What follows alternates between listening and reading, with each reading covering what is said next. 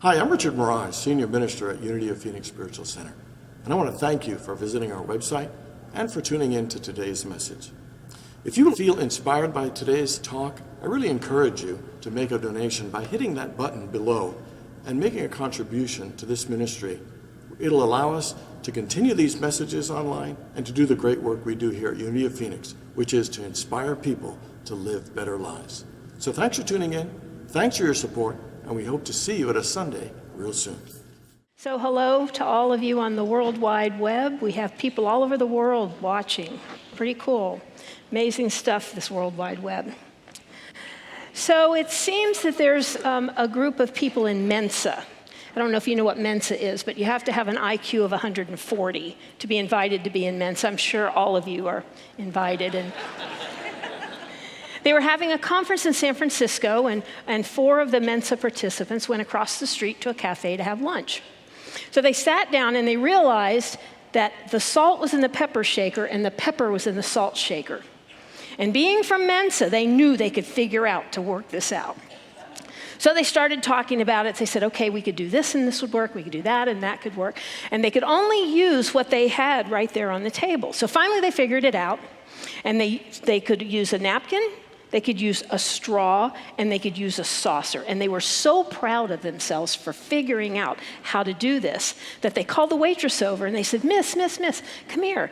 The pepper is in the salt shaker and the salt is in and she said, oh, I'm so sorry. Please forgive me. She reached over, she grabbed the shakers, unscrewed them, and switched the lids.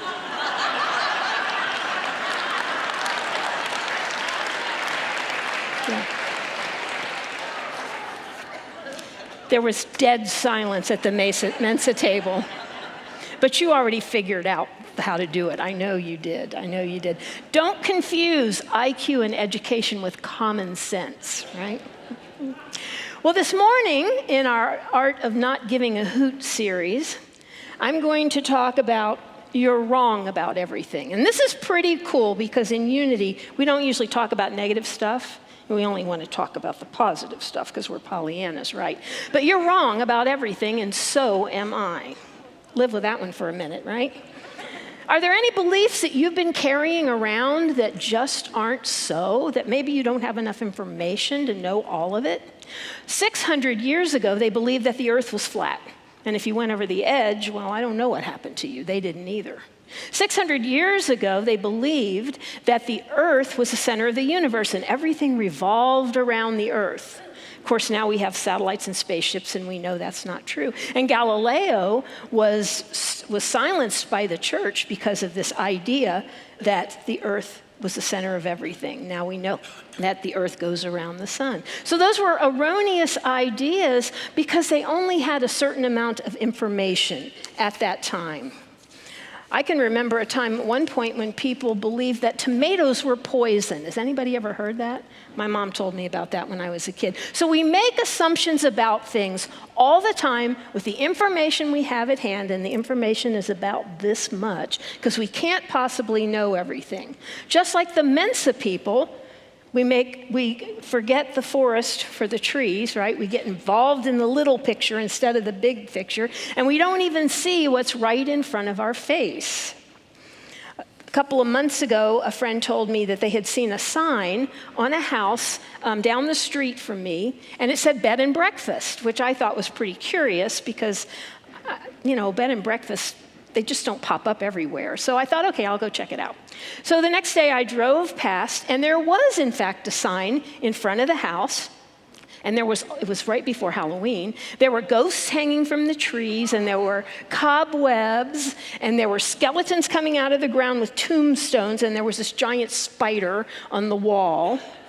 And you know what the sign said? It didn't say bed and breakfast. It said dead and breakfast.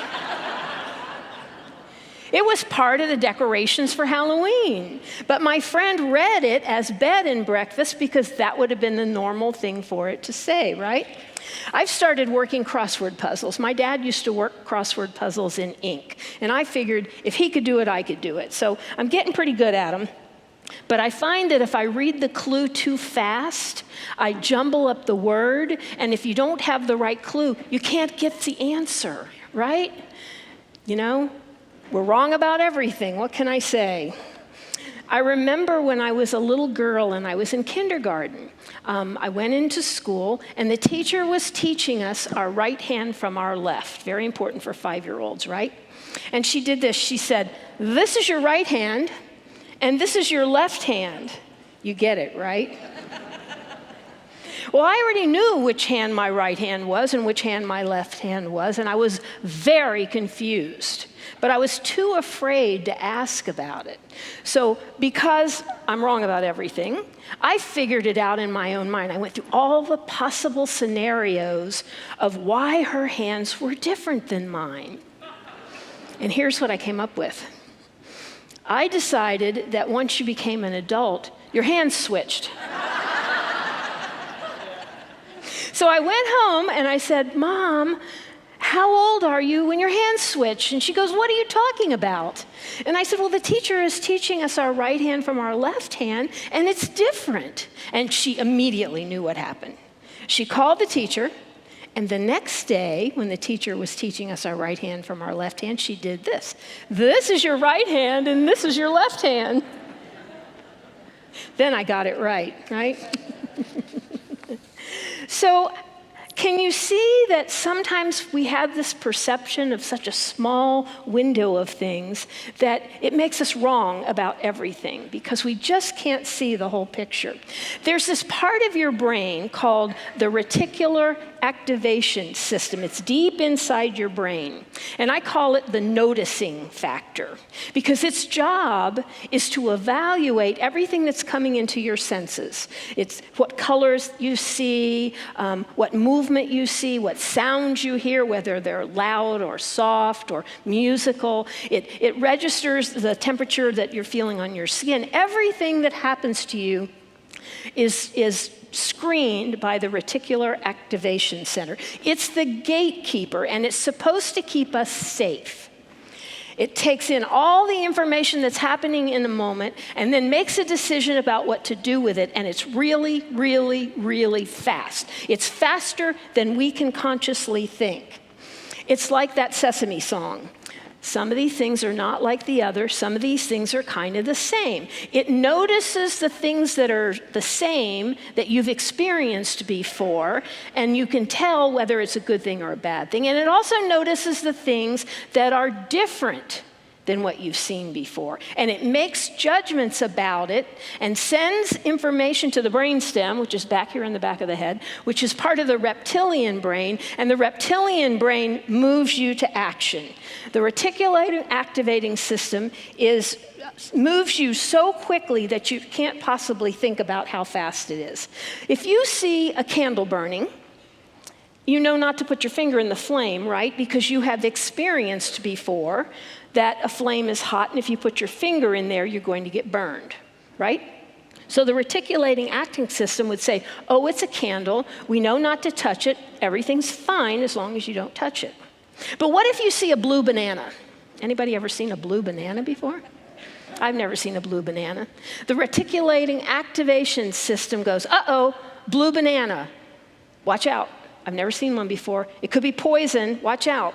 And then you can stop and ask more questions. You can get more information because since we're wrong about everything, we may think a blue banana is poison. When we find out it's a new species that tastes delicious and it has more potassium in it than a yellow banana. But the reticular activating system is noticing that that blue banana is different than a yellow banana and saying, "Wait a minute, stop and notice." Pretend for a moment that you're getting on an elevator on the 70th floor of a building and you're going down to the lobby. And on the 5th floor, the elevator stops, the doors open, right in front of you is this great, big, scary person. Okay, you got a choice. What do? The reticular activating system kicks in, sends a message to the brainstem, and before you know it, you have gotten out of the elevator, and as you turn around, the doors are closing, and the big, scary person goes down to the 1st floor. Has that ever happened to you? It happens so fast that you go, "How in the heck did I get here?" And then you remember, "Oh, I reacted. I got myself out of a scary situation." Has anything like that ever happened to you before? Something like that happened to me. I was driving on the 101 over on the east side of the valley. It was 9:30 in the morning, and the traffic was pretty heavy for 9:30. I was doing about 55 miles an hour, and there were cars all around.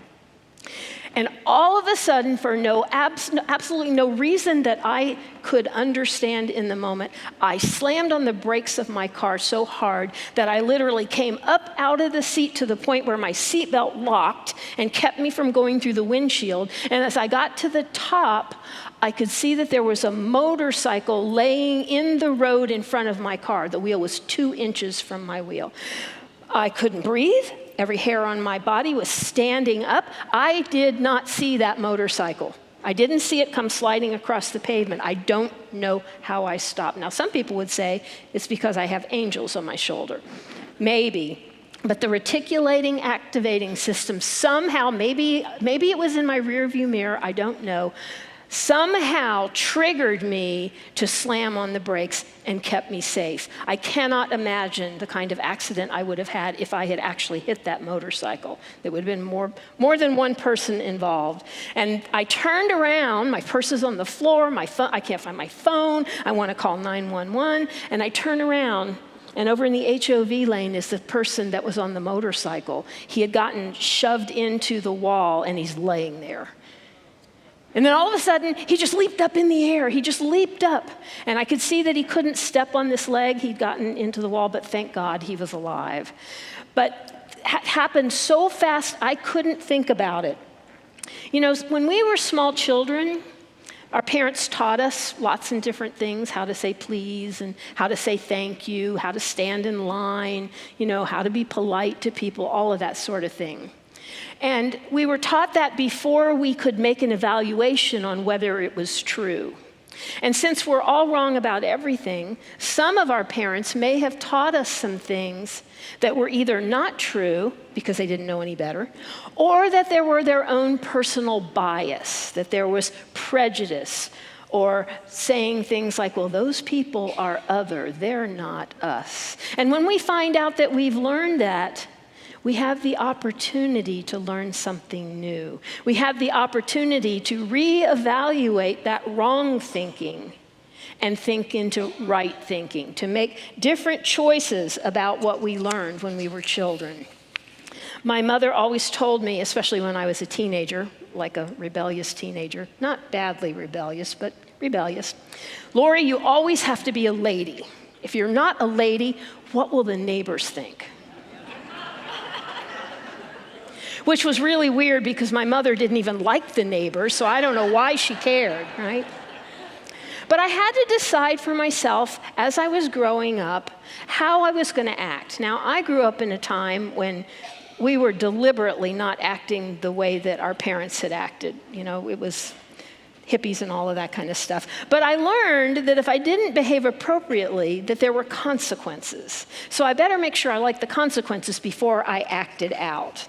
And sometimes, because everything I think is wrong, I would do something not realizing the consequences, and then I got the opportunity to apologize or to make restitution. So when you don't know everything and you do make a mistake, it's okay, because it's just another part of the learning process. It's why we're here. So it's okay for us to be wrong all the time. Some of us, some of the most difficult and stressful moments in our life have been the ones that have been the greatest teachers.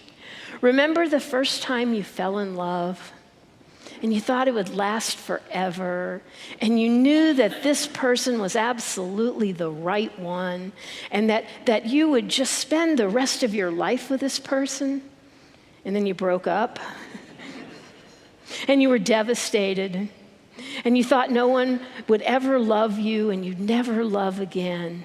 And then pretty soon you met somebody else and you went out on a date with them and you learned what you used in the first relationship to make the next relationship better. See, I think that we're just here to learn all these lessons. I know that it's okay for you to live your life the way you are living it, and for me to live my life the way I'm living it, because I believe that we can coexist. I believe there are lots of different ways to do different things. So what beliefs are we entertaining that aren't really true? What have we given meaning to because we didn't have all the facts, and therefore what we believe isn't accurate? About 4 weeks ago, it was a Tuesday, and I was teaching my class. And after the class was over, I went to go to the bathroom before I went home, and there's all this caution tape over the door and a sign that says, "Do not use water as often." I thought, that's really weird. I used it 2 hours ago. What the heck? So as I went downstairs, I asked the people downstairs, I said, "What happened to the ladies' room upstairs?" "Oh, somebody let the toilet run over, and the water on the floor pulled up all the tile. Now we've got to redo it." Somebody let the water run across the floor. We're wrong about everything. So it took 4 weeks to get the bathroom renovated, and now we have new paint and we have beautiful ceramic tile. And on Wednesday they came by and they said, it's okay to use the ladies' room upstairs. And I was kind of sad because I kept having to go downstairs to the other ladies' bathroom, and I was thinking this is pretty good exercise and I could use some more exercise, so maybe I'll keep it up. So I had to go to the bathroom. I went in, and believe it or not, there was water on the floor in the brand new bathroom. I'm like, seriously? So I went downstairs and I told the facilities people, and they were like, no. So I went back to my office. About an hour later, I wanted a cup of coffee. I went to rinse my coffee cup out, and there's still water on the floor. And I'm like, why in the world didn't they pick that water up? They're usually so good about this. And then I decided not to be wrong about everything, and I thought, wait a minute, they wouldn't have left the water on the floor. Let me see what's going on here. And I went over, and the toilet was filling up, and the water wasn't shutting off, but it was just dripping a little bit, and the water was coming out of the hole on the handle and running across the floor. Nobody let the water run on the floor and didn't report it. We had a broken toilet. But we made it mean something because we're wrong about everything, and we came up with the wrong conclusion. So what we believe colors everything in our world, everything in our world. And what we believe can keep us from growing and learning. Think about that for a minute. This isn't easy, getting rid of negative thoughts or thoughts that no longer serve you. It's not easy work. What we believe can cause and form opinions that aren't true. For example, how many of you play the lottery? I play the lottery once in a while, okay. All right. So if you believe that you won the lottery, would it make you happier, or would it make you happy?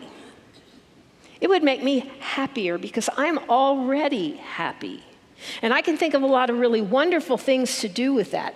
It's a simple distinction, but whether you're happier or happy can really color your life in a way that some of us wouldn't even play because we couldn't handle having all of that kind of money. It would be just as bad as losing our job because it affects our self-esteem and our self-confidence. Some people who, I don't know what you wanted to be when you were growing up, but one of my sons wanted to be a rock star, and the other one wanted to play football, and he had puppy feet that he just couldn't run, but he did, God bless him. But if you wanted to be a rock star, if you wanted to play football, and you don't get there, it affects your self-esteem. It threatens who we are at a really deep level. And you get the choice on whether you stay there thinking about the failure or whether you move on to something better that you can actually do. Some people are as afraid of success as they are of failure. Think about that for a minute. Both success and failure threaten our concept of who we are. Then we avoid what it is we've been dreaming about. We want to be a painter, but yet we don't quit our day job because it provides income and benefits that keep us from becoming the amazing painter that we want to be. You know, we don't go and start writing that book that's been perking in our consciousness for years because we have to go to work every day, and when we come home, we're too tired. Do you believe that there's something you can't do, or do you believe that there's something you can do that you just are wrong about now and don't know how to do it? It's a whole different way of looking at things. I believe that we can do and accomplish anything we set our minds to. My parents told me that. Lori, you can do or be anything you want to be. Anything. And I believe that for you. So how do we go from being wrong about everything to achieving our dreams and our goals? Well, we use the fifth unity principle. It's the action principle. It's where we put feet on our prayers. I call it the do something principle. Just do something. It doesn't matter what you do, just do something. But it requires us to start acting on moving towards what we're dreaming about doing. Now, there's a lot of people in this room who are retired. And I see people all the time, once they get retired, they start doing all those things they never did when they still had to work. It's such an amazing thing. People are discovering that they can. My mother started doing origami after she retired. She made these beautiful cards with origami. The amazing things that we can do. But when we believe that we're wrong about everything, that stops us from achieving our higher good. They asked an author who had written 70 best-selling books, how he managed to do that. He said, oh, it's easy. He said, I just sit down every morning and I write 200 crappy words. My mother wouldn't let me say that word when I was a little girl. I just said it in church. He said, when I sit down and I write 200 words, after about the 100th word, I start to get this inspiration. The characters start to take shape in my mind. I know what color hair they have. I know if they wear glasses. I know the next thing they're going to do in the plot. He said, once I start my 200 crappy words, inspiration fills me, and I go and I might sit there for 4 or 5 hours as the words just flow into the computer. I'll have thousands of words, 2 or 3 chapters before I get up. It's the do something principle. Do that next one step. When you think that you're wrong about everything, do the action step, that next one step that leads you into your higher good. In the movie The Secret, they talk about if you're driving from New York to California at night, all you have to see are the 300 or 400 feet in front of you that your headlights are illuminating. You'll get there. You just have to see that next step. You just have to sit down and write those 200 crappy words, and the inspiration will come and flow through you. If your life seems meaningless, if it seems like it's just not worth it, use the action step to get up and out of that. I know that we've said that you can't do anything. I know that you have to overcome procrastination and inertia sometimes. And I know that's not easy because I have that same problem. But if you just take that first step, the inspiration will come. It will flow through you. Just start simply. It will become the source of the power of the divine in you to work through you to bring you to your greater good. It's not that we're wrong about everything. It's that we have this narrow focus and we can't see the whole picture.